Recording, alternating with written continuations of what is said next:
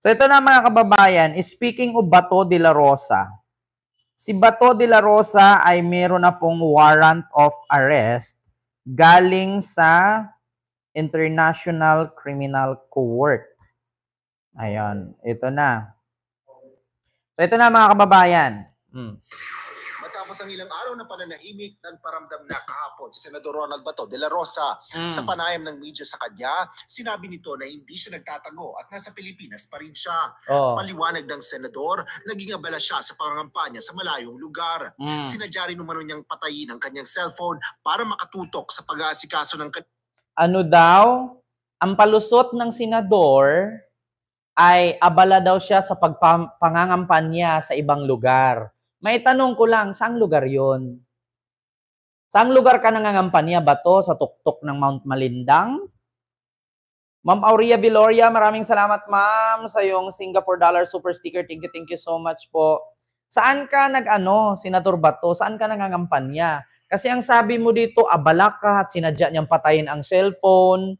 Yeah? Ito mga kababayan, ito sa totoo lang, gusto kong i-clarify sa inyo, hindi po siya nangangampanya. Alam niyo kung bakit?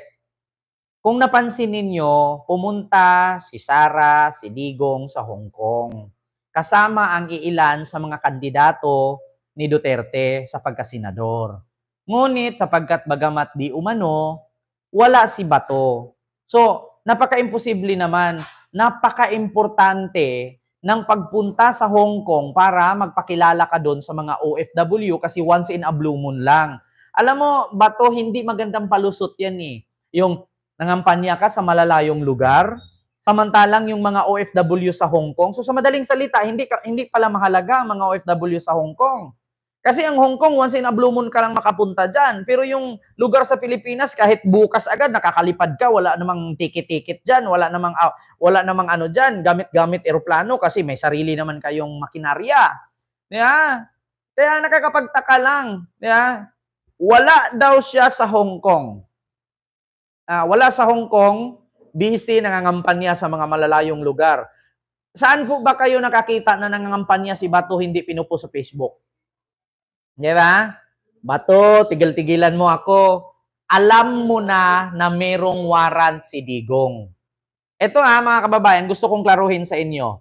Si Bato po ang kauna-unahang traidor sa hanay ni Digong. Yan po ang katotohanan. Aminin man natin sa hindi. Masaktan man po kayo sa hindi, yan po ang totoo. Si Bato ang kauna-unahang traidor sa hanay ni Digong. Biruin nyo si Bato maraming koneksyon sa mga pulisyan. Maraming koneksyon or mga kaibigan na PNP. Malamang sa malamang, alam ni Bato na ilalabas na ang warrant ni Digong mula sa ICC. At ilang beses tumawag ang ICC sa kanyang opisina, hindi daw ito pinansin, pero natimbrihan na. Ngayon, so, ramdam niya, nandyan na yung warrant, imposibleng hindi malalaman ni Bato. Ang dami niyang mga kaklase noon. Ang dami niyang mga PMA classmate, napaka-imposible na yung mga classmate niya, mga PMA-er, hindi nagsasabi sa kanya na may warrant po si Pangulong Duterte. Napaka-imposible. Lahat ng pulis na pumunta doon, alam nila. Kasi bago arestuhin si Duterte, nagmi-meeting-meeting na yan. Sino yung mga pulis na umaresto kay Duterte doon sa sa Villamor Airbase at saka sa NAIA? Lahat ng pulis na yon, binibriefing yun. Malay natin na ang warrant pala pumasok sa Pilipinas 1 week na nakalipas. So napaka-imposible na yung 1 week na yon hindi kumakalat ang issue. Hindi kumakalat ang chismis. Sa Pilipinas, magpapahuli ang Pinoy. Tayo ang pinakauna na chismoso sa buong mundo. Kaya napaka-imposible. May intelligence si Bato. Alam ni Bato yan. Nakakapagtaka lang, bakit nung pangangampanya nila Digong at ni Sara sa Hong Kong, wala siya. Kasi alam niya, 1 week na nakalipas, nandyan na ang warrant. Kahit ako, alam ko mismo Yung sinasabi-sabi nila na si Digong tumakas na daw, hindi pa nakatakas or hindi pa nakapunta ng Hong Kong si Digong, alam ko na may warrant na. Ako pa ba? Mas mataas yung radar ko. Kaso bawal sabihin kasi confidential. Ngayon, speaking of confidential, nung nakalabas na si Digong, blinag na namin. Nag-vlog na ako.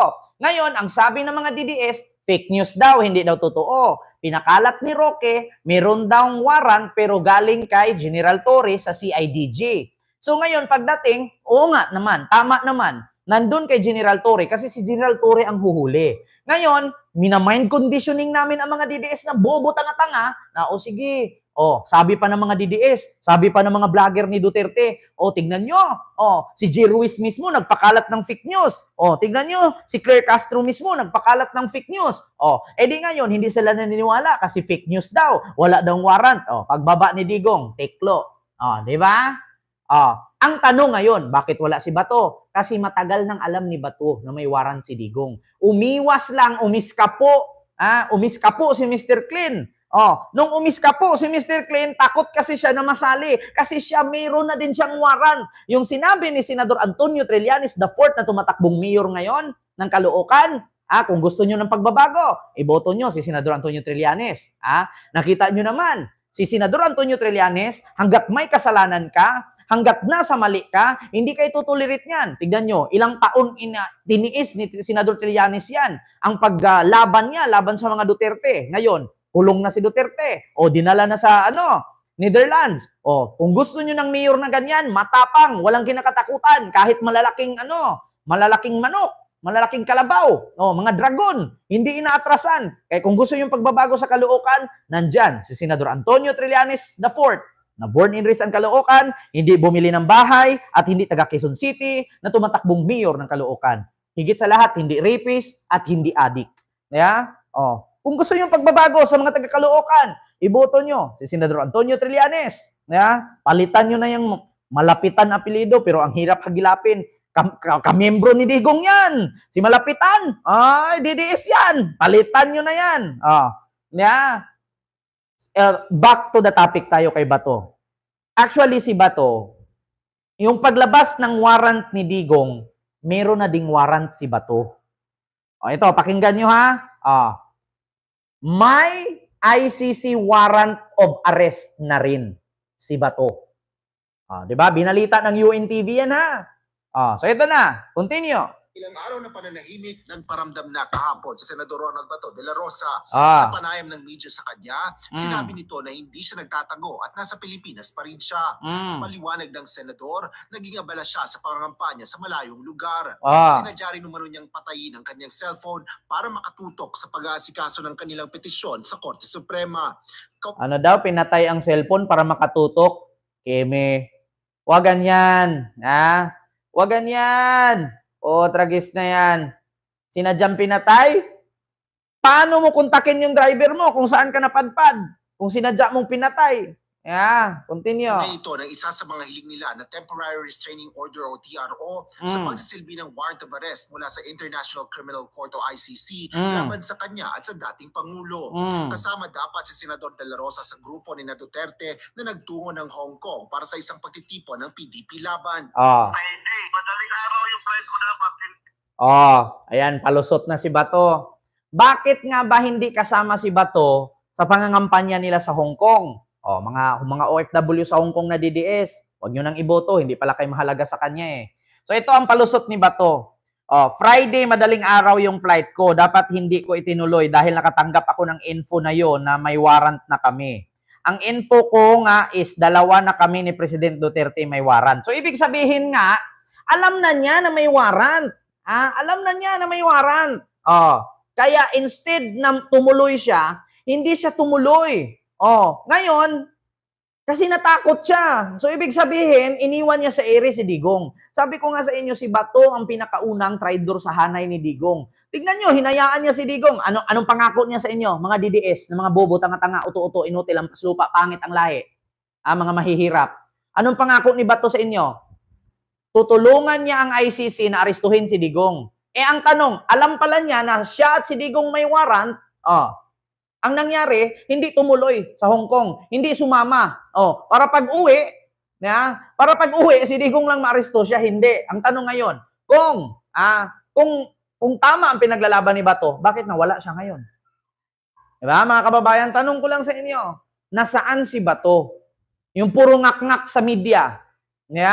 Yung puro sigaw-sigaw sa Senado. Asaan siya ngayon? Nawala, iniwan sa ere si Digong. Ang nakita ko lang doon si Bongo, si Bilyo, si Ipe, tsaka yung abogado ni Digong, si Torion. Ah, 5 lang nakikita ko doon. Nawala si Bato. Oh, ito na. Kasama dapat si Senador De La Rosa sa grupo ni na Duterte na nagtungo ng Hong Kong para sa isang pagtitipon ng PDP laban. Hindi, madaling araw yung flight ko dapat, hindi ko na tinuloy dahil nakatanggap ako ng info na yun nga, may warrant na kami. Yung info nga is dalawa na kami ni President Duterte may warrant. So sabi ko, hindi na ko tutuloy para saksasuhin ko yung, di ba sabi ko sa inyo noon na Palusot. Alam na pala niya na may warrant. Ang sabi, 2 daw sila may warrant. May intel, may intelligence, ano to si Bato, may radar to. Maraming kaibigan, pulis yan noon eh. Imposible na wala sa mga kaklase, mga ka-berks doon, mga kaibigan pulis. Kaya hindi lahat ng pulis, mag-ingat-ingat kayo. May nabalitaan pa naman ako ngayon. Ang mga Duterte daw, hinihikayat yung mga kasundaluhan at kapulisan na manggulo. Nako, sabi ko sa inyo mga kababayan, merong hinihikayat daw ang mga Duterte ngayon na mga kasandaluhan at kapulisan. Handa daw nilang punduhan para lang kalabanin si BBM. Maghanda na tayo. Magmimulmawer daw sila. Nagpaplano na yan. 'Di ba yung panawagan ni Roque na mag-rally sa EDSA, walang nag-rally, walang nangyari. May plan A, may plan B, may plan C yan. Abangan nyo yan. Hindi ako nagsasalita ng patapos. Hindi ako nagsasalita ng hindi nangyayari at hindi ako nagsasalita ng sumablay. May plano ngayon ang grupo ng kabila na mag-aklas at pupunduhan daw kung sino ang sasaling sundalo at pulis para mag-rally at susugurin ang Malacanang. Kung may intel si Bato, mas mataas ang intel ko. Hindi intel na tinggil ha. Sa Bisaya pa naman, ang intel tinggil. Abang-abang kayo mga kababayan. Malaking gulo ito. Handa daw punduhan ng Lolo Fentanyl ninyo. Handa punduhan para guluhin ang Pilipinas. Ewan ko lang. Sige, manggulo kayo. Tignan natin kung hindi kayo dyan mahagisan ng teargas. Kung si Ferdinand Marcos Sr. noon hindi pumapayag na rakrakan ni General, tawag dito, sino yung General ni Marcos Sr.? Nakalimutan ko na mental block ako. Ni General, paki-comment nga mga kababayan, Fabian Ber, di ba sabi ni Fabian Ber, Mr. President, andyan na yung mga tao, ready na. Babarilin na ba natin? Papatayin na ba natin? Sabi ni Ferdinand Marcos, no. Huwag kayong gumawa ng kahit anumang dahas. Walang masasaktan, walang mamamatay, karapatan nila yan. Si General Fabian Ber, ngayon ibahin ninyo si General Torre. Ibahin ninyo si General Torre. Ibahin ninyo tawag dito, si Bronner. Ibahin ninyo si Bronner, ibahin ninyo si General Torre, at ibahin ninyo si General Marbel. Nako, sabi ko sa inyo, kakaiba mga utak niyan. May mga sariling desisyon sa buhay yan. Si Ping Lacson, ibahin ninyo si Ping Lacson at si Fabian Ber. Sumusunod kay Marcos Sr. yon. Ngayon, sabi ko sa inyo, si General Torre, si Kibuloy nga, hindi lumabas. Huwag ka lumabas. Pasabugin ko tong lugar mo. Hindi lumabas. Si General Torre, sabi ko sa inyo, sabi nga ni General Torre kay Kibuloy, subukan mong huwag lumabas. Pasabugin ko yung lugar mo. Sabi ni Kibuloy, huwag mong subukan. Mamamatay kaming lahat dito. Susuko na ako. Walang silbi. Walang silbi yung aking 17 commandments. Sabi ni General Torre, huwag mo subukan. Hindi ka lalabas. Pasabugin ko tong Maria Memorial Hospital College mo. Jose Maria College ba yun? May hospital tuloy. So ito na, patuloy. Palusot ni Bato. I will seek judicial relief from the Supreme Court. So yun na, doon ako nag-concentrate ngayon na ko lahat ng mga lawyers namin. Okay. Gagawa kami ng petition. Hindi rin matanggap ni Senador De La Rosa na sumunod lang ang pamahalaan sa pagpapasuko kay Duterte sa ICC dahil sa commitment ng bansa sa Interpol. Aniya, kayang-kaya namang tanggihan ito ora mismo ni Pangulong Ferdinand Marcos Jr. kahit na may kasunduan sa pagitan ng Pilipinas at sa naturang International Criminal Police Organization. Sa tingin mo ba to, tatanggihan pa ni BBM? Kung ako, sa posisyon ni BBM, sabi dito ni Bato, kaya naman daw tanggihan ni BBM na hindi iparesto si Digong. Sa tingin mo ba to, kaya nyo pang utuin si BBM? Sa ginawa ninyo kay Bongbong Marcos, Ma'am Japinay, mega love shoutout po. Sa ginawa ninyo kay Bongbong Marcos, sa tingin ninyo, tatanggihan pa ni BBM na arestuhin si Digong? Sabi nga ni BBM magmura ka lang. Sabi ni BBM kay Sara, magmura ka lang. Ipagpatuloy mo yan. Hintayin mo kung anong ibig sabihin ng weak. Ayun na, nagbunga na nga. Sinisisi pa nila si BBM. Pwede naman daw tanggihan ni BBM ura-urada na hindi arestuhin si Digong.